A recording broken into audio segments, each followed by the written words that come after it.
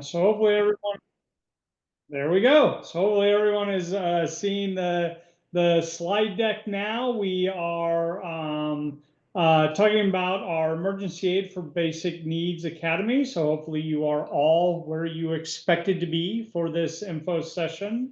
And we'll start, if I can get my screen to advance. Well,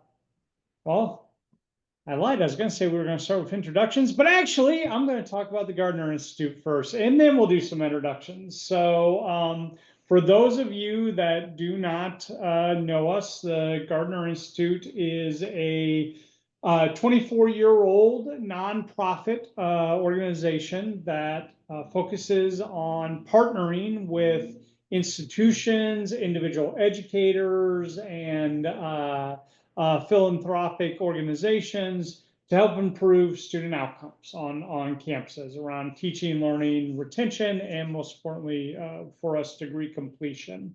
And through our efforts and through all of our institutional partners' efforts, what we are striving to do or hoping to do is advance what we see as higher education's larger equity and social justice missions with it. As I said, we'd do some introductions, so we finally got there. So for those of you who I have not had the chance to meet, I am Brent Drake. I'm our Senior Vice President for Operations and Research here at the Gardner Institute. I've been in that role with Gardner now for a little over 2 years. But I have worked with the Gardner Institute since about 2011. I was one of our external research fellows for a number of years. And while I was an external research fellow for us, I was working at 2 different R1 institutions, primarily in institutional research, institutional effectiveness roles, but also a lot of time in enrollment services with that as well. I spent almost 18 years at Purdue University, and then I did 5 years at UNLV. I am joined by my colleagues, Dr. Joe Kramer and also Katie Locke, and I'm going to let them introduce themselves real quickly, and then I'll talk about who our third facilitator is who couldn't join us today. So Jill, if you could go first. Thanks, Brent. Hi, everyone. I see there's several Emmanuel staff members on board, and I am glad to see that. I did sense making a couple of months ago with you all, so I'm glad to see you here. Again, for everyone else, my name's Jill Kramer, and I'm a vice president here at the Gardner Institute. And my previous experience with emergency aid programs, I was a program officer at Lumina Foundation for Education, and we funded and launched an emergency aid program for more than 100 colleges and universities across the country, starting with community colleges, but then expanding into 4-year colleges and universities. So I worked with several national organizations and colleges and universities to start their programs. And then when I was at Ivy Tech Community College in the Office of the President, we launched an emergency aid program statewide. So we funded it centrally and then had a different fund for each of the 19 campuses throughout the state. So this is a passion of mine and part of my previous work as both a philanthropy officer and a higher ed administrator. And Katie, if you could introduce yourself, please. Thanks, Brent.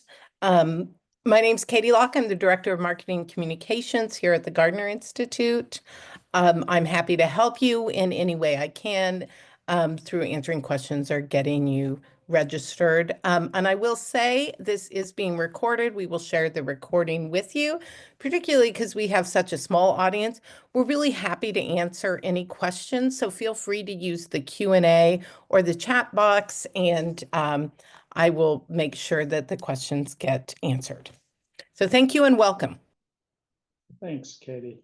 As I mentioned, we have a third facilitator with the academy itself, Dr. Corey Klossman, president of Southeast Technical College, who has done work with us for almost a couple years now at the Gardner Institute, and participates with us in several of our academies. He wasn't able to join us today, but he will be part of the facilitation team. So I am actually going to pass it to Dr. Kramer to talk about why we began this academy to help institutions in terms of their capacity building around emergency aid and meeting basic needs for students. Okay, thank you, Brent. So part of the work and the research that we've done and the work that we've done in transforming post-secondary education in the Bill and Melinda Gates ecosystem is looking at emergency aid as a research-based strategy for improving student retention and success. From a practical standpoint, when Corey and I worked at Ivy Tech and when we worked with colleges and universities, a lot of us talked about it's sort of that safety net for students when they have a plan, they have a solid financial plan, solid academic plan to get through college, but something comes up and they can't overcome it. So I am the parent of college age students right now. And so I sort of liken it to the Mom Kramer Fund, where my daughter called last year and she hit a pothole and had to get a new tire, and it was $180, and she didn't have that. She had to get to work, she has to go to class, and so I paid for her tire to be fixed. But not everybody has this safety net of parents or family members they can call on to help them get over that hump. We know that some people would have had to skip classes to work extra hours to pay for that tire. So it could be something, as little as $180. It could be as little as a $25 bus ticket getting people to go. So when we talk about sort of leveling the playing field for students, and giving them the resources they need to persist in post-secondary education, this is one of the strategies that we try to employ.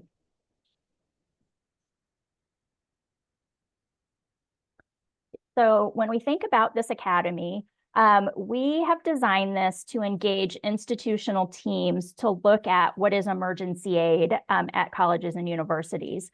So we will draw on research. We've looked at research-based practices and programs and structures, and to design sort of an interactive structure. So what you'll see is we meet several times, but there is a week, I think, between each of our meetings. So we meet every 2 weeks because that gives you time to work with your teams on your campuses to create a project. So at the end of each module, there will be a template and there will be sort of a tool that you can use to help engage people from your college and university to create something that will help strengthen an emergency aid program on your campus. So things like creating an institutional audit. In the first cohort we conducted on emergency aid, we had an institution say, we don't have anything. And then when they started thinking about it, they had a campus ministry program that had a food pantry and a clothing closet that provided like scrubs and things for students in certain academic programs. The science department had sort of a cash box that they kept, and they had Walmart gift cards for when students came and said, we don't have food, we're hungry, we need options for food. So they would give them a Walmart gift card to go and purchase food or toiletries that they needed. So we start with an audit and a tool to help you start to do that throughout your college, because you probably have more things than you think you do. We even had a fully online institution participate. And while they were much different than that small liberal arts college where they can't have a food pantry or a clothing pantry to serve 48 states, they had other resources. We will look at sort of the elements of successful emergency aid programs and how to document and implement those. financial models for sustainability, because many colleges and universities used CARES Act dollars that have run out now. And, we have more news today that further federal grants and loans are unavailable. And so how do we build a sustainable financial model for emergency aid programs? And we'll talk about some fundraising ideas. We'll have you put all of these different module pieces together into an action plan. And then we'll talk to you about a data strategy for calculating sort of the return on the investment for the emergency aid program. I kind of went over some of these things, but again, we could probably combine, I guess I jumped ahead, but we will really help you create a case for emergency aid, why it's important and how it helps improve student retention, persistence and retention. And then part of the beauty of this program is that we're in a cohorted model. So you'll have ideas that you can bounce off other institutions. And when we ask you to put together your ideal team to participate, we think about somebody who will maybe run this program or who has responsibility for student aid. One of the colleges we've worked with in the past, it was disparate. So they had to think about where they would house this and how they would run it. We would have ask for somebody from financial aid because there are financial aid implications for giving students gifts. Somebody from the advancement office because we think about sustainability. And then maybe somebody from advising. So your groups can come together. Again, if you can't get those people to commit to the academy, we give you the 2 weeks between the meetings so you can touch base with the people who are necessary to touch base with on your campus between the meetings. But this also gives you a peer learning community to share feedback and information and ideas with other institutions. And so Jill actually jumped a little Sorry, ahead. I am like way off today. Good. So you've heard a lot of what we share here as well, but I just wanted to emphasize what Jill mentioned in terms of the approach. She talked about what we do in the modules, but the key with it is that it's all done where we have synchronous meetings to discuss the topics of interest for that week and get you to have a little bit of time to share across campuses and talk about what you're doing. But then the reason why those are spaced every other week with the week in between is there is asynchronous material to help you plan out in terms of doing that audit that Jill talked about, putting together a communication plan, or at least the outlines for a communication plan for how you would discuss this on campus, talking about having planning steps for how you would build a campaign around securing more funding to allow these kind of efforts on campus. So it's a mix of that team time together in the synchronous meetings with asynchronous materials to help you plan and structure and move forward with it. And Jill already talked about who kind of are the ideal people to be involved with it.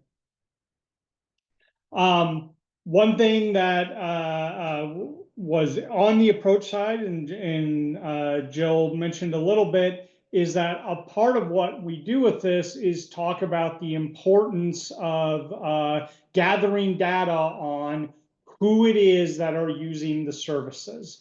And we talk about ways to do that. And I think almost everyone here is from one of our transformation schools at this point. So you are actually involved in doing data gathering, data analysis with us, but we'll give you an easy way to collect that within the Gartner platform so that we can then do analysis on the back end for you of what your return on investment is for doing this, which helps you make the case and the argument for philanthropic efforts around this, for going to alumni and saying, here's why we do it, here's the impact you have directly with it, and going directly to the administration and saying, hey, look, by saving just this many number of students, we're more than paying for the program in itself and our continued revenue funding with it.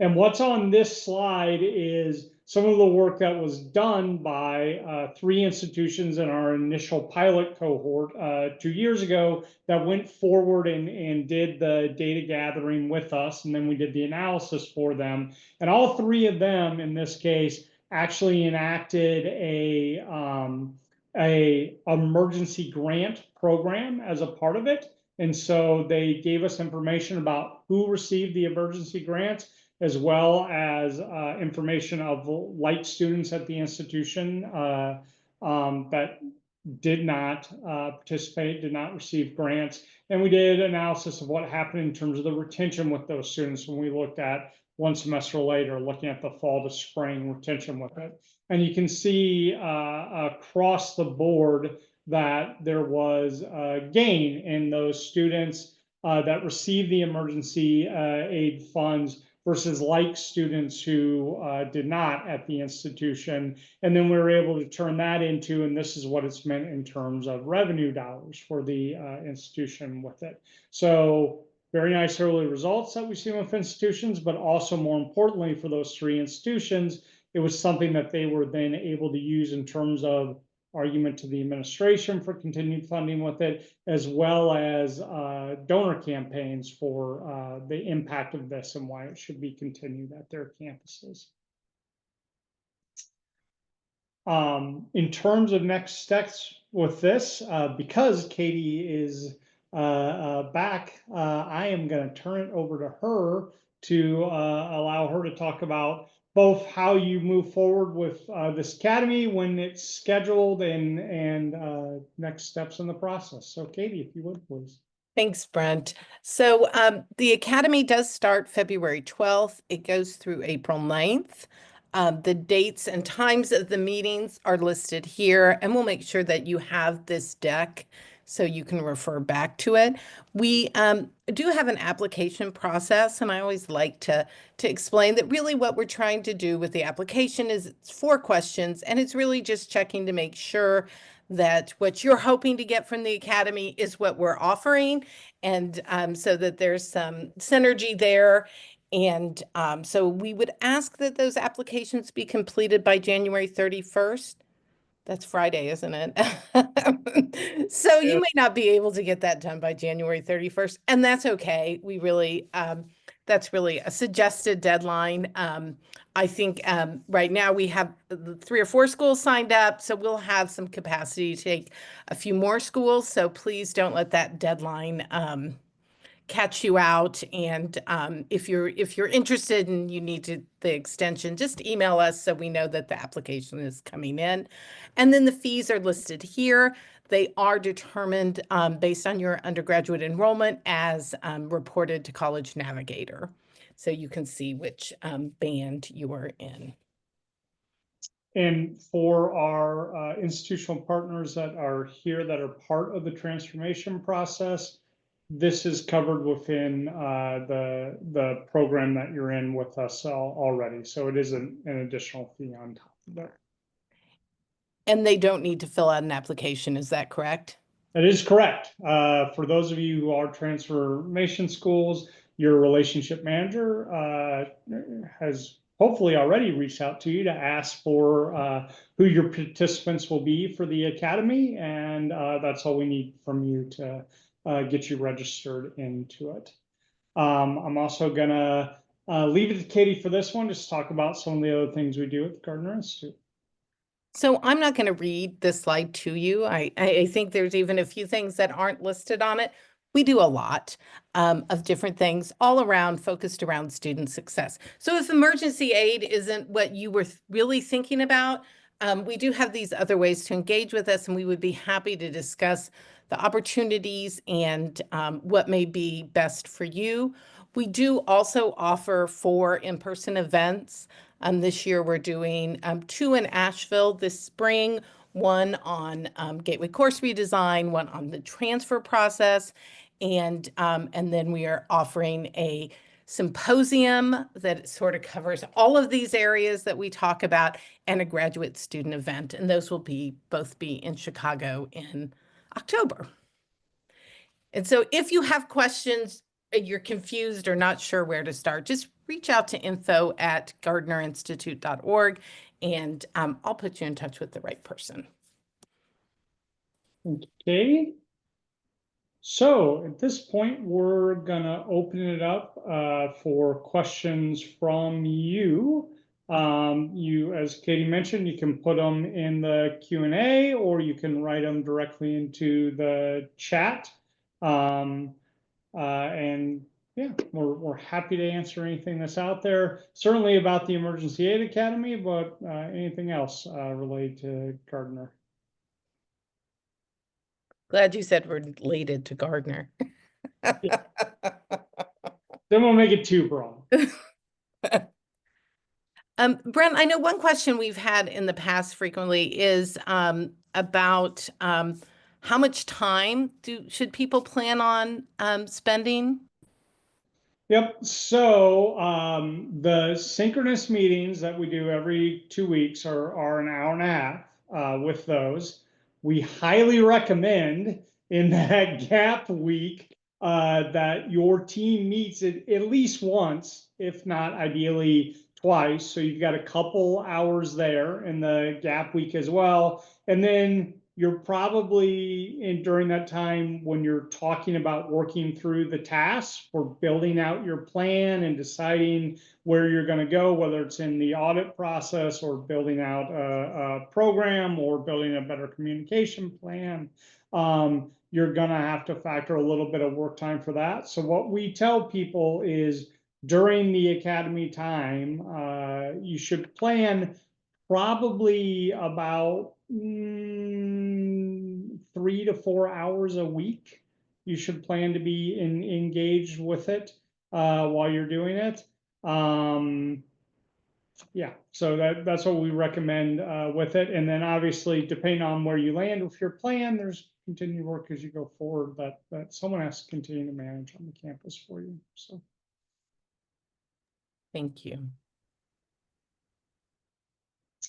Also, Brittany, who is here assisting us, just let me know that you are now able to unmute and start your video. So if you do have a question, you can also just turn your mic on and ask.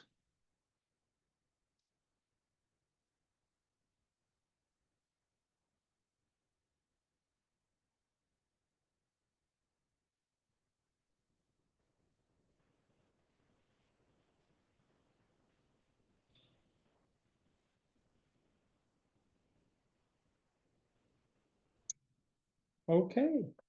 Well, as Katie mentioned, we will send this recording to everyone who registered for the info session. So you'll get a copy of this. And also, if there were people from your institution who registered and weren't able to make it, they will as well.